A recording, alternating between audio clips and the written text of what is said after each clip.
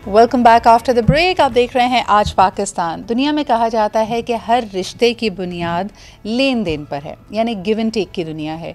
कुछ आपको रिश्ते में देना पड़ता है और उसके बदले में आपकी कोई ज़रूरत, कोई नीड पूरी हो रही होती है।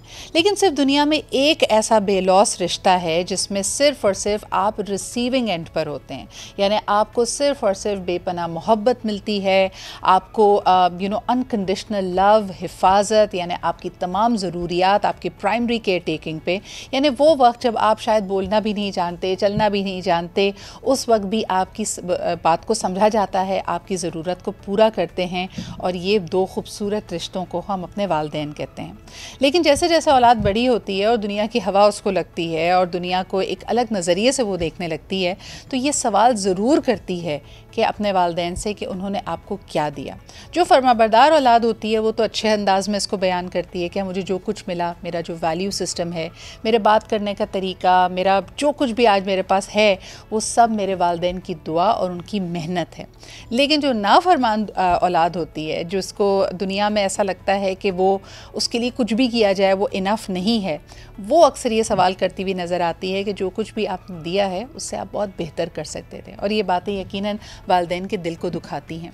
ये क्यों होता है? इंसान अपनी कमियों का एक तरह से जो सहरा है वो अपने वालिदैन या अपने हालात पे डालने की कोशिश करता है। क्या ये सिर्फ़ और सिर्फ नफसियाती अमल है या वाकई हम अपनी कदरों से, अपने वैल्यू सिस्टम से इतना दूर होते चले जा रहे हैं कि इस किस्म का सवाल हम अपने वालिदैन से करते हैं? आइए ज़रा इसको ज़ेर बहस लेके आते हैं कि ये जो कॉमन सवाल है हमारी यूथ का और हमारे नौजवानों का कि आपने हमारे लिए किया ही क्या है, इसकी बेसिस क्या है और इसका क्या असर पड़ता है हमारे वालिदैन की ज़िंदगी पे, उनकी नफ्सियात पे और उनकी बेपनाह मेहनत और मुशक्क़त पे। हमारे साथ एक ज़बरदस्त पैनल है। फ़र्स्ट एंड फॉरमोस्ट जी इरम ज़िया जी हमारे साथ मौजूद हैं कराची स्टूडियोज़ में। बहुत शुक्रिया आपके आने का और हमेशा एक ज़बरदस्त आपका एक वैल्यू ऐड, एक कंट्रीब्यूशन हमारी कॉन्वर्जेसन में रहता है। इसके अलावा जी डॉक्टर आरिफ सिद्दीकी हमारे साथ मौजूद हैं, मोटिवेशनल स्पीकर हैं। जब भी बात करते हैं बड़ी पाई की बात करते हैं और उनका जो अंदाज़ है वो लोगों को बड़ा लुभाता है। बहुत शुक्रिया।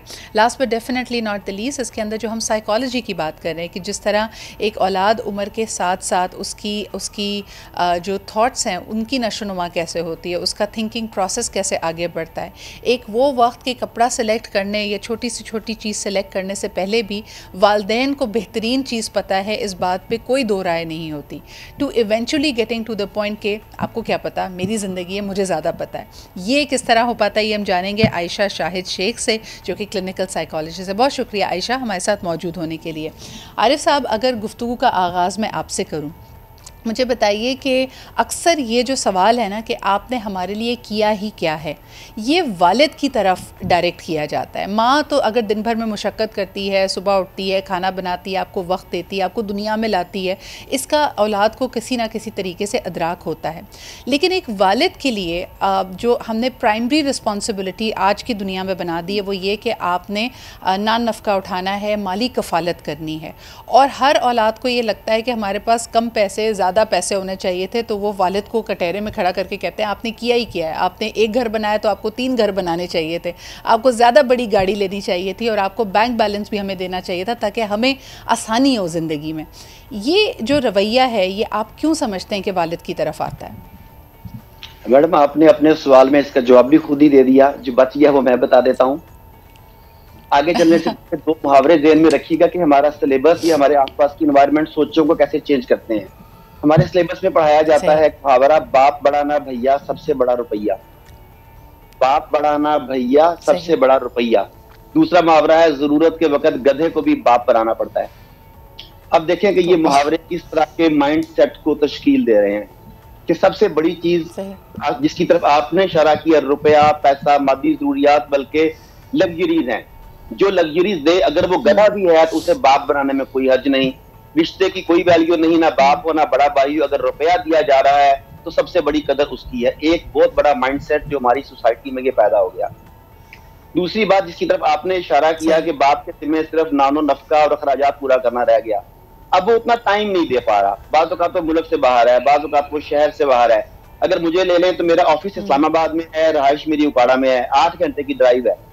अब मैं 2 हफ्ते के बाद 2 दिन के लिए घर आता हूँ या 3 दिन के लिए घर आता हूँ तो डेफिनेटली मैं वो टाइम नहीं दे पाता जो बतौर माँ दे रही है, बहन या भाई दे रही है, मैं मुझे देना चाहिए, लेकिन उस जिम्मेदारी को पूरा करने के लिए मैं नहीं दे पा रहा। अब वो टाइम ना देने से एक एक फासला बढ़ता चला जा रहा है। फिर जब बाप घर पे मौजूद नहीं है, बच्चा आसपास की फैमिलीज में देखता है कि उनका बाप उन्हें आउटिंग के लिए कैसे लेके जा रहा है, उन्हें मुख्तलिफ जगह पे डिनर के लिए कैसे लेके जा रहा है, बाकी गाड़ी, मकान, दीगर लग्जरीज की तरफ आपने इशारा किया, वो आसपास देख रहा है। अब अगर बाप को वो जिद्दोजहद करता हुआ, मेहनत करता हुआ, पसीना बहाते हुए, लोगों की बातें सुनता हुआ देखे, तो शायद वो माँ से भी ज्यादा बाप की इज्जत करने लग जाए, लेकिन उसे सही रुख, सही पिक्चर नजर नहीं आ रही। बिल्कुल सही। अच्छा आरिफ साहब, यही बात अब मैं इरम जी आपके पास लेके जाना चाहूँगी कि ये माशरे ने हमारे जेंडर रोल्स को और वालदैन के रोल्स को इस तरह डिफ़ाइन कर दिया है कि बाप का काम सिर्फ पैसा कमाना है। लेकिन कल भी हम एक फ़ोरम पे थे, वहाँ पे छोटे छोटे मसाइल का भी जिक्र हो रहा था कि जी तरबियत किसने करनी है, दुनिया की समझदारी, सही गलत की तफरीक ये माँ ने सिखानी है। यानी तालीम के अखराजात यानी फ़ीस भरने का ज़िम्मा हमने वालिद को दे दिया है, लेकिन तालीम में अच्छे नंबर लेके आने हैं या तमीज़ होनी चाहिए, तरबियत होनी चाहिए, ये ज़िम्मेदारी हमने माँ की लगा दी है। तो फिर बड़े होने के बाद जब इसी हवाले से औलाद सवाल करती है बाप से कि वक्त तो आपने हमें दिया नहीं, पैसे भी हमें लगता है आपने कम दिए हैं हमें, और हमें विरासत में भी हमारे लिए कुछ बहुत ज़्यादा आपने नहीं बनाया, तो क्या वो कुली तौर पर गलत हैं? सिद्रा, बात ये है कि ये जो हम आज बहस कर रहे हैं ना, मैं यही सोच रही थी काफ़ी देर से कि ये बहस आज की नहीं है। अगर तुम ये देखो कि जब से इंसान का इर्तिक़ा शुरू हुआ, और अगर हम कलाम पाक की उस आयत को देख लें कि जब तुम्हारे वालिदैन बुढ़ापे तक पहुंच जाएं तो उन्हें उफ़ भी ना करना, तो क्या मतलब है इस बात का? इसका मतलब है कि औलाद और माँ बाप में ये चीज़ हमेशा से मौजूद थी। सरकार अलैहिस्सलाम के पास जब एक शख्स अपने वालिद की शिकायत लेकर आया कि वो मेरे सारे पैसे खर्च कर देते हैं, वो मुझसे पूछते नहीं हैं, और फिर वो पूरा एक किस्सा है, वो कभी इंशाल्लाह सुनाऊंगी। तो नबी करीम सल्लल्लाहु अलैहि वसल्लम ने उसके जब वालिद को बुलाया था, तो while he was coming to सरकार अलैहिस्सलाम, वो कुछ शेर अपने जहन में पढ़ रहा था जो हज़रत जिब्राइल अमीन ने सुने, और आके सरकार अलैहिस्सलाम से कहा कि आप पहले इनसे पूछिएगा कि वो शेर सुनाओ जो तुम पढ़ रहे थे, क्योंकि अरब्स में और अरबी में तुम देखो कितनी शेर व शायरी है। जब उस आदमी ने सुनाई, ही वाज क्राइंग, तो सरकार अलैहिस्सलाम ने कहा था कि खुदा की कसम आज से तुम समेत तुम्हारी हर चीज़ तुम्हारे बाप की है। ये प्रॉब्लम आज की नहीं है सिद्रा, ये हमेशा से है और हमेशा रहेगी। अच्छा, अब ये वाली जो बात है ना कि जी माँ पढ़ाएगी, बाप कमाएगा, अभी तो माएँ भी बहुत कमा रही हैं माशाल्लाह, घरों से निकल रही हैं। अभी तो बच्चों को ये प्रॉब्लम हो गई है कि दोनों ही टाइम नहीं देते, क्योंकि बच्चों को हम कहते हैं ना गैर सियासी होते हैं। बच्चे गैर सियासी नहीं होते, बच्चे बहुत ज़्यादा सियासी होते हैं। उनको पता होता है कि हमें किस वक्त कौन सा कार्ड प्ले करना है। आजकल के बच्चों को एक फोरम में मुझे बच्चों ने कहा कि जी हमारे पेरेंट्स को हमें जानना नहीं चाहिए, उन्हें चाहिए हमको समझें। तो अब बताओ ज़रा कि मतलब वो कह रहे हैं कि उन्हें वो हमें जानते नहीं हैं। आजकल के बच्चों का ये कहना हो गया कि चाहे माँ पढ़ाए, चाहे पका के दे, चाहे जितना दिन भर में काम करे, बाप बेचारा कमा के ला रहे, महंगे महंगे स्कूल्स में पढ़ा रहे, सारी ख्वाहिशात पूरी कर रहे, मगर उस बच्चे का ये क्लेम आ गया कि जी पहली बात ये कि माँ बाप हमको समझते नहीं, दूसरी बात ये कि माँ बाप ने हम पे अपनी तमाम ख्वाहिशात थोप दी हैं। ये मैं तुम्हें बिल्कुल उन बच्चों की बातें बता रही हूँ, ये मेरे अपने स्टेटमेंट्स नहीं है। उनको चाहिए कि वो हमको समझें। मेरे ख्याल से ये हर जनरेशन में रहा कि बच्चों ने ये बात सोची कि हमारे माँ बाप हमको समझें। माँ बाप जो कुछ करते हैं अपने बच्चों की। आप बिल्कुल सही कह रही हैं, आप बिल्कुल सही कह रही हैं। और आपकी बात से मुझे याद आ रहा है कि एक हदीस मुबारका भी है जिसको मैंने अंग्रेज़ी में पढ़ा, तो मैं अंग्रेज़ी में ही कोट करूँगी कि वक्त आखिर की यानी क़यामत के कुर्ब की जब निशानियाँ बयान की गई, तो हुज़ूर अकरम सल्लल्लाहु अलैहि वसल्लम ने इशारा दिया कि ख़वातीन उस वक्त they will give birth to their masters, यानी आपकी औलाद आपकी हाकिम की तरह बन जाएगी और आपसे ये सवाल जवाब ज़रूर करेगी। ये जो एहसासात की दुनिया है वो शायद मादूम पड़ती जाएगी, यानी एक मोहब्बत का जो एक सिलसिला होता है बेलौस मोहब्बत का, वो कम हो जाएगा। आयशा, ये आपके पास लेके आना चाहूँगी कि पिछली जनरेशन्स को निस्बतन आज भी अगर कोई, मैं समझती हूँ कि कोई शख्स जिसकी उम्र 50 से ज़्यादा है हमारे शो में अगर कॉल करता है और उनके वालिदैन अब दुनिया में हयात नहीं हैं, तो वो अपने वालिदैन की जो कुर्बानियाँ हैं, जो तकलीफ़ हैं, जिस मुश्किलों से उन्होंने उनको पाला बड़ा किया, उसको बयान करते हैं। लेकिन जब आजकल की नौजवान नस्ल से बात की जाए तो कईयों को अदराक नहीं होता, बल्कि एक नफ्सा नफ्सी का ये आलम है कि कहा जाता है कि जो दुनिया में आप हमें लाए अपनी मर्ज़ी से थे, हमने तो नहीं आपसे कहा था। तो ये कुर्बानियाँ रायगा क्यों जा रही हैं हमारे पेरेंट्स की, और ख़ास तौर पे यूथ उसको रिकग्नाइज़ क्यों नहीं कर पाती?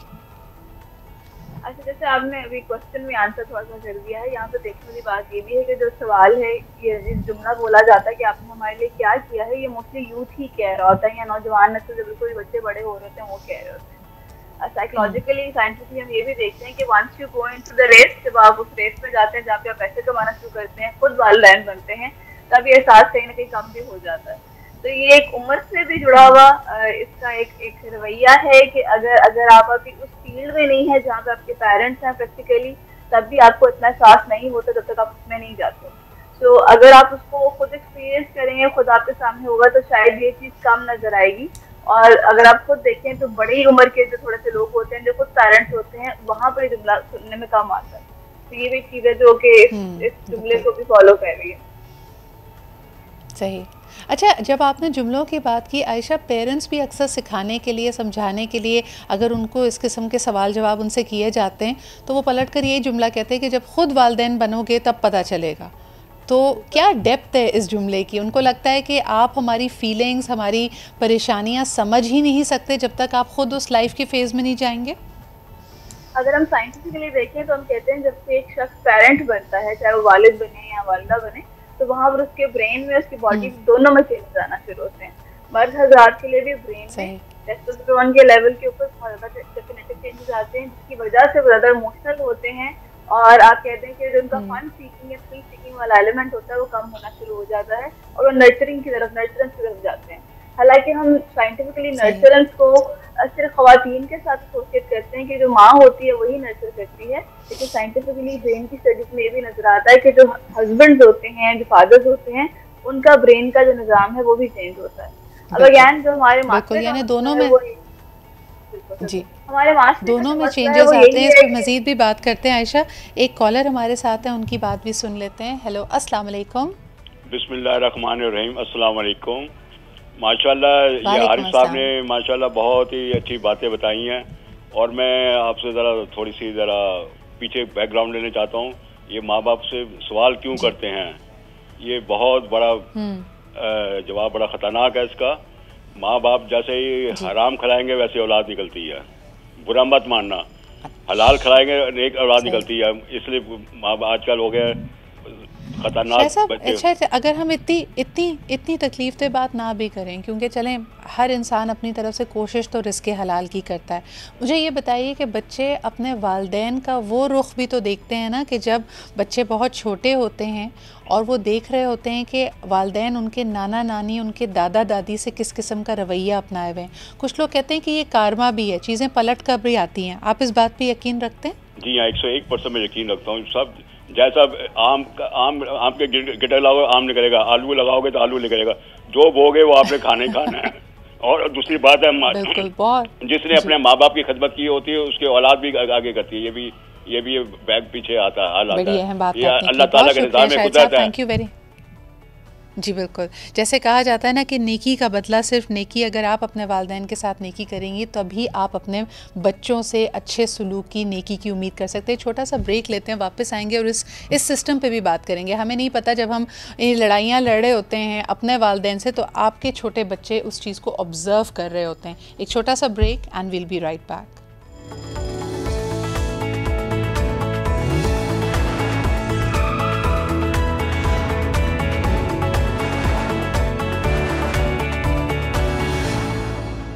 Welcome back after the break. आप देख रहे हैं आज पाकिस्तान। सर्कल ऑफ लाइफ का जिक्र किया जा रहा है। हर एक ने उस फेज़ से गुजरना है कि पहले आप ख़ुद बच्चे हैं, फिर आपके वालिदैन बुढ़ापे की तरफ जाते हैं और आप शादी करके अपने औलाद को बड़ा करते हैं।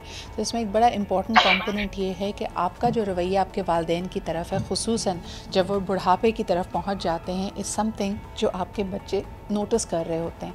आपकी और आपकी शरीक हयात की जो क्लोज डोर कॉन्वर्जेशंस भी है, उनके बारे में बच्चों को इसके बारे में अक्सर पता होता है and they grow up with that mindset only. Iram, इस पे क्या कहेंगी कि क्या आप भी समझती हैं कि अगर आपके किसी औलाद का वालिदैन की तरफ एक नाफरमानी का रवैया है, उसमें कहीं ना कहीं मकाफ़ात अमल का भी पहलू शामिल है?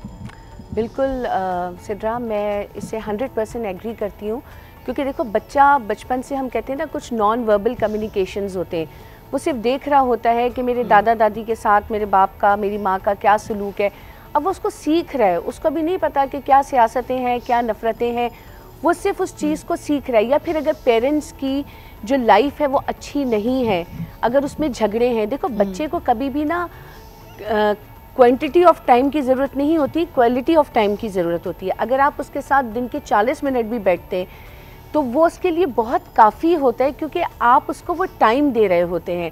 बात यहाँ पे ये है कि अगर हम अपने बड़ों के साथ, चाहे वो हमारे घर में रहते हों, घर के बाहर रहते हों, दूसरे घर में रहते हों, if we are not giving respect to our elders, और वो सिर्फ दादा दादी नानी नाना नहीं है, वो हर वो बड़ा या बुज़ुर्ग शख्स है जो हमारी फैमिली में मौजूद है, तो हम ये बात बिल्कुल भूल जाएं कि जब बच्चा उस उम्र में आएगा तो वो हमें रिस्पेक्ट देगा, क्योंकि उसके जहन में ये बात घर कर चुकी है कि ये कुछ इसी तरह से होता है, ये दुनिया इसी तरीके से चलती है।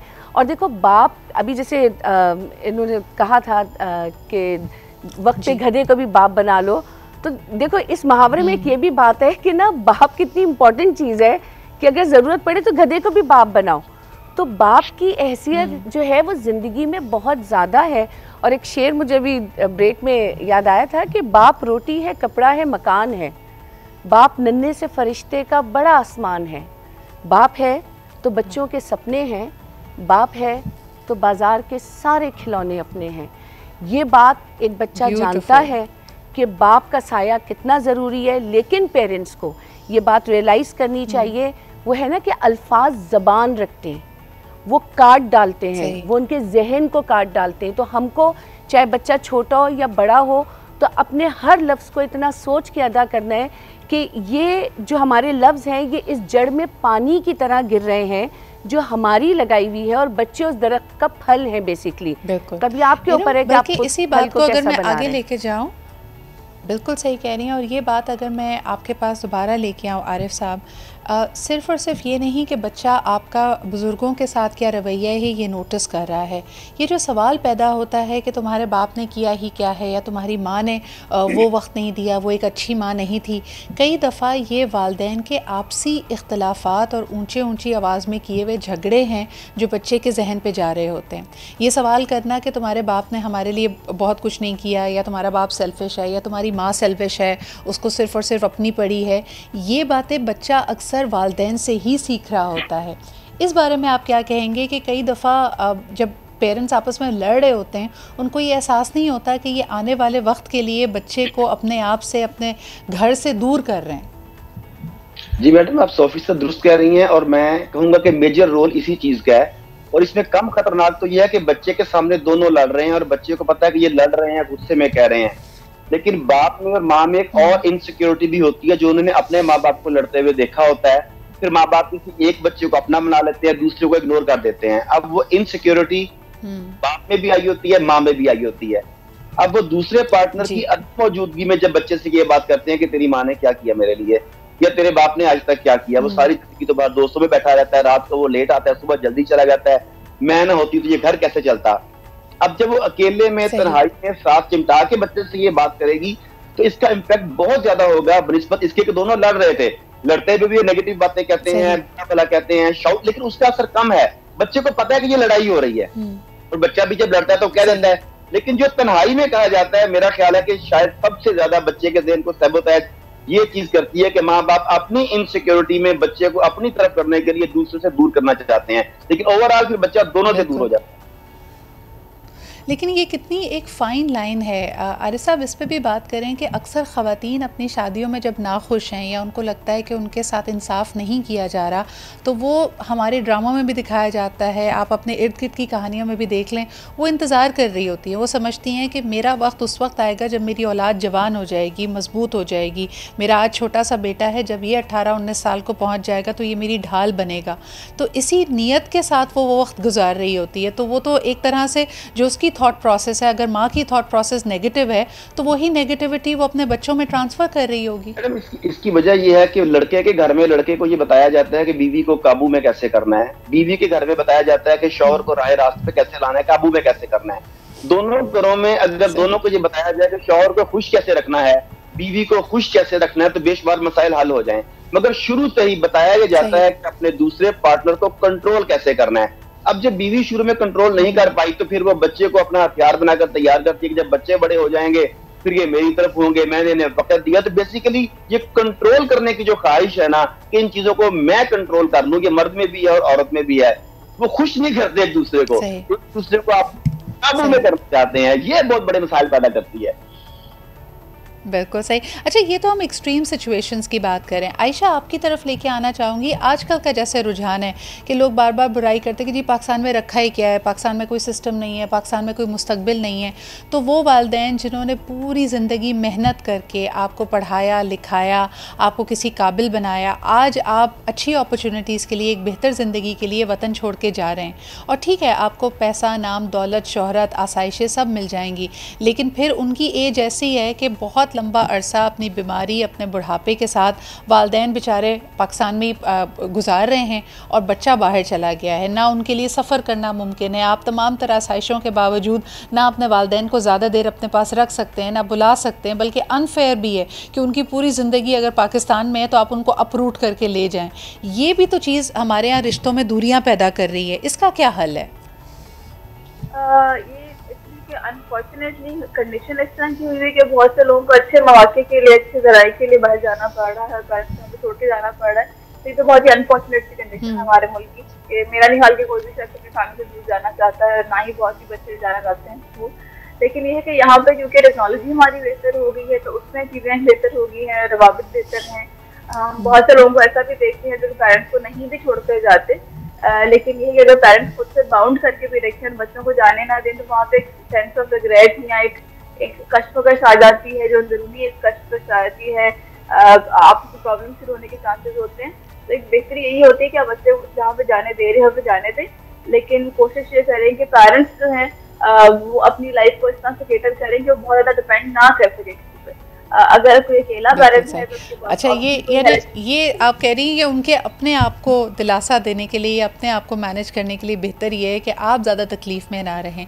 लेकिन ये बड़ा इंटरेस्टिंग एक मौका है और मैं चाहूँगी कि हमारा जो यानी गुफ्तगू का आखिरी हिस्सा है उसमें हम ये ज़रूर बात करें कि ये जो दूरी है, ये जो एक तरह से जज्बाती उबाल आता है या एक तरह से आप अपना हरीफ समझने लगते हैं अपने पेरेंट्स को, जैसे शुरू में भी बात हो रही थी कि ये अर्ली एडोलेसेंस में आता है, जब आप टीन एज 20s में हैं, जब आप खुद ना तजुर्बेकार हैं।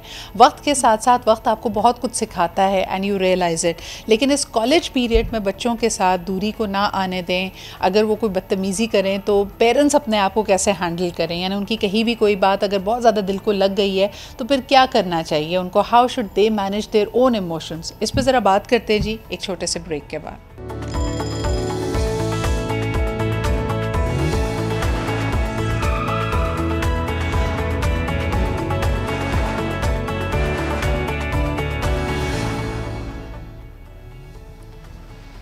Welcome back after the break. आप देख रहे हैं आज पाकिस्तान। बात हम कर रहे हैं कि कैसे आहिस्ता आहिस्ता आपके और आपके बच्चों में दूरी बन जाती है और आपकी बहुत ज़्यादा मेहनत एक तरह से रायगा चली जाती है, क्योंकि बच्चे पलट कर पूछते हैं कि आपने हमारे लिए किया ही क्या है। अमूमन ये आपके कॉलेज में शुरू होता है और आजकल बहुत सारे बच्चे या तो दूसरे शहर या दूसरे मुल्क जाकर कॉलेज पढ़ने के ख्वाहिशमंद हैं। इरम जी, ये सवाल आपके पास लेके आती हूँ कि जब बच्चे दूसरे मुल्क में जाते हैं तो यकीनन पहले तो काफ़ी डरे हुए होते हैं, लेकिन फिर आहिस्ता आहिस्ता जब वहाँ की ज़िंदगी में ज़रा सेट हो जाते हैं, मगन हो जाते हैं, तो घर से आया हुआ एक कॉल भी, जो रोज़ाना एक कॉल करनी होती है, पहले वो होना कम होती है, बल्कि कॉल कर दो तो अक्सर टाल मटोल का शिकार हो रहे होते हैं कि भाई अभी ये काम कर रहे हैं, अभी बाद में बात कर लेंगे। और पेरेंट्स के लिए यकीनन ये थोड़ा तकलीफ़ दे होता है। क्या कहेंगी इस पर? जुगनू को दिन में देखने की ये ज़िदें करें, बच्चे हमारे अहद के चालाक हो गए। बात सिर्फ इतनी है कि देखो ये जो बॉन्डिंग है ना, ये बचपन से ज़रूरी है।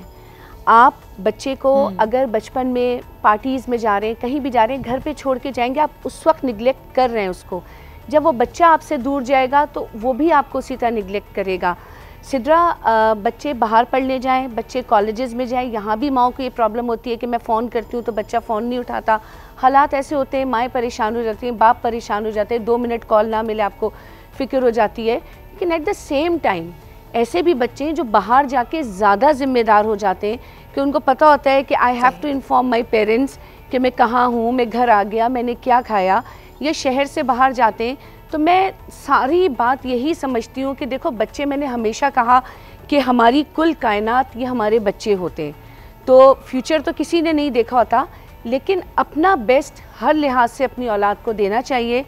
और जब वो तुम जिस एज की बात कर रही हो उस एज में आ जाते हैं तो उनको इस बात का एहसास दिलाना चाहिए कि बेटा जो दायरा हमारी ज़िंदगी का बना हुआ है इसमें हम सब के हाथ एक दूसरे से जुड़े हुए हैं, बंधे हुए हैं, और ये दायरा उस वक्त तक मजबूत रहेगा जब तक हमारे हाथ एक दूसरे के साथ मजबूती से हम पकड़े रहेंगे। क्योंकि देखो ना, बच्चों को ये एहसास दिलाना बहुत ज़रूरी है। वो शेर में बड़ी प्यारी बात है कि छाँव में बैठी हुई नस्ल को मालूम नहीं धूप की नज़र हुए पेड़ लगाने वाले। तो उनको ये तो पता होना चाहिए ना कि लाइफ में उनके लिए किसने कितना सेक्रीफाइस किया है, क्योंकि यही सेक्रीफाइस उन्हें अपनी औलाद के लिए करना है। तो मैं तो यही समझती हूँ। बड़ी इंटरेस्टिंग बात आपने की है इरम कि जो सैक्रिफाइस की है ना, उसको मसला ये भी आ रहा है कि उसको सैक्रिफाइस नहीं समझा जा रहा है, ये उनकी ड्यूटी तसव्वुर किया जा रहा है कि अगर वो ये करते हैं तो कोई एहसान नहीं कर रहे, हालांकि वो हम पे बहुत बड़ा एहसान है उनका। लेकिन आजकल का जो रवैया है, जो नफसा नफसी का दौर है, हमने इसको गर्दाना है कि भाई ये करना तो आपकी ज़िम्मेदारी है, एक तरह से ये आपकी ड्यूटी है। इस पर हम बात करते हैं। कॉलर भी हमारे साथ हैं। हेलो, अस्सलाम वालेकुम। वालेकुम सलाम सिद्रा इकबाल, क्या हाल चाल है याया आपके? अल्हम्दुलिल्लाह। पहले तो तमाम मेहमानों को सलाम है। मुझे पता है वक्त मुख्तसर है। देखिए जरा, मैं तो रिफ्लेक्शन देख रहा हूँ आपके अंदर भी, आपके वालिदैन की तरबियत की। तो सबसे बड़ी बात है कि एटलीस्ट आप, जैसे आपके गेस्ट ने कहा कि अपने बच्चों को एक महज़ब ज़बान ज़रूर दें, और एहसास जब होगा जब आप खुद एहसास करेंगे। मैं अपने बच्चों की मिसाल दूं, मेरी वालदा काफ़ी अर्से बेड पे रही, हमने उनकी जो भी कुछ किया वालिद के साथ किया, उन्होंने मेरे घर में देखा। अल्हम्दुलिल्लाह वी हैव ट्रांसफर्ड दैट। और मेरे बच्चे आज, मेरे साथ एक प्रॉब्लम हो गई थी, मेरे बच्चे जिस समय मेरे साथ खड़े हुए तो मैं बड़ा उनका मशकूर भी हूँ। लेकिन इतना वसी मौजू है, इस पर बहुत बड़ी बात हो सकती है, लेकिन मैं सिर्फ एक बात ये कहना चाहूंगा, लेकिन आजकल के बच्चे सवाल करते हैं ना, तो उसके सवाल के जवाब देने के अहल हों। आप सवाल का जवाब दें, वो जरूर इस अहद हाजिर में रहें।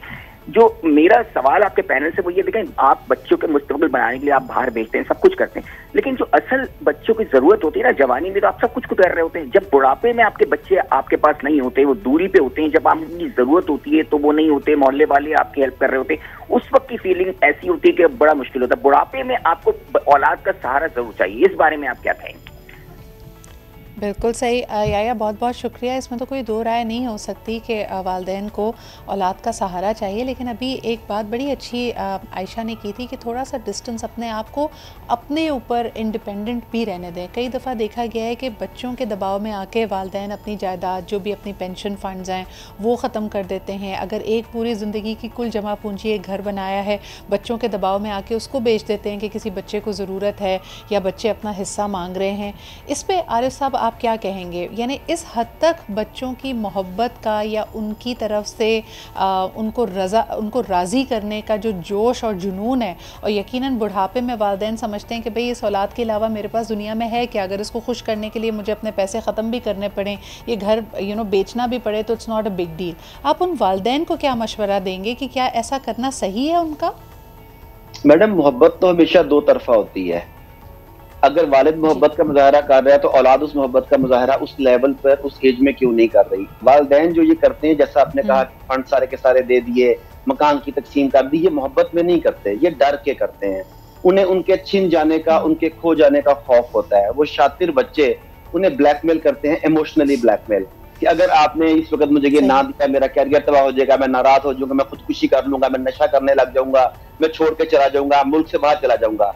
इस हालत में वालिदैन डर कर, खौफ के आलम में वो फैसला करते हैं, जिसकी तरफ आपने इशारा किया, मोहब्बत में कतल नहीं करते। आप रैंडमली 100 पेरेंट्स को चुन लें जिन्होंने ऐसे फैसले किए, और आप इस नतीजे पर पहुंचेंगे कि ये मोहब्बत के आलम में नहीं किया गया, खौफ के आलम में किया गया है। और खौफ के आलम में किए गए तमाम फैसले इंसान को नुकसान ही देते हैं। बच्चों को इस काबिल करना, बच्चों को इस काबिल अपने मकान बना सकें, वो अपनी गाड़ी खुद ले सकें, वो अपनी जिंदगी खुद क्रिएट कर सकें, ये माँ बाप की जिंदगी, माँ बाप की जिम्मेदारी है। मगर सब कुछ बना के अच्छा, बिल्कुल उनके हवाले करना, ये उनकी जिम्मेदारी खत्म नहीं है। बिल्कुल सही। और एक आखिरी सवाल करना चाहूँगी आयशा, और ये हमारा कंक्लूडिंग रिमार्क भी होगा। अक्सर वालिदैन इस तरह के जो बच्चों का रवैया होता है, उसमें बच्चे को ब्लेम नहीं करते, अगले उसके शरीके हयात को ब्लेम करते हैं। यानी मेरा आने वाला दामाद बुरा था, या मेरी बहू के बहकावे में आके मेरी औलाद ने ये किया है। ये जो आर्ग्यूमेंट है, ये आपके ख्याल में किस हद तक सही है? 100% तक तो बिल्कुल भी ठीक नहीं है। इसकी वजह है कि जब उन्होंने अपने बच्चे की शादी की होती है तो खुद एक एडल्ट और सोच समझ रखने वाला शख्स होता है ना, तो वो कोई भी फैसला किसी के भी बहकावे में आके इतने आराम से नहीं कर सकता। तो ये भी देखने की जरूरत है कि और ये एडल्ट इंसान है तो ये कहना बिल्कुल सही कह रही हैं। हम सो सॉरी, वक्त हमारे पास इतना ही था, लेकिन तमाम मेहमानों का शुक्रिया अदा करना चाहूँगी। आरिफ साहब मौजूद थे, आयशा यहाँ पे थी और इरम जी। ये किसी के बहकावे में आके औलाद नहीं करती। जो आपने बोया है, जो आपकी तरबियत है और जो उसका चाल चलन है, जिस कंपनी में वो रहा है, ये सब कुछ वो बोल रहा है। आई होप के लोगों के लिए, तमाम लोगों के लिए, चाहे वो बूढ़े लोग हों, यंग लोग हों, अल्लाह ताला आजमाइशों को आसान करे और आसानियाँ पैदा करे। इसी के साथ मुझे इजाज़त दीजिए। इंशाअल्लाह ताला आपसे पीर के रोज़ कराची से दोबारा मुलाकात होगी। अपना ख्याल रखें। खुदा हाफ़िज़।